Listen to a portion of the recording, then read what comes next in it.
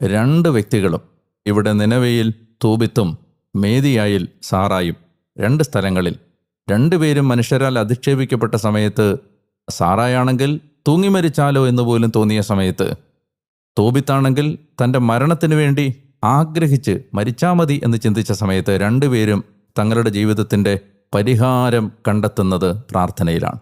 അത്ര പ്രധാനപ്പെട്ടതാണ് എൻ്റെ പ്രിയപ്പെട്ട സഹോദര സഹോദരി പ്രാർത്ഥിക്കുക എന്നത്.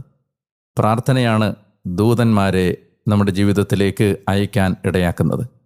നോക്കുക, രണ്ട് പ്രാർത്ഥനയ്ക്കും മറുപടി നൽകാൻ ഒരു ദൈവദൂതനാണ് അയക്കപ്പെടുന്നത്.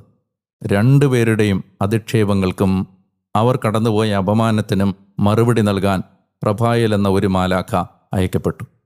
തോബിത്ത് തൻ്റെ വീടിനകത്തേക്ക് പ്രാർത്ഥന കഴിഞ്ഞ് കയറിയതും സാറ പ്രാർത്ഥന കഴിഞ്ഞ് മാളിക മുറിയിൽ നിന്ന് താഴേക്കിറങ്ങിയതും ഒരേ സമയത്തായിരുന്നു.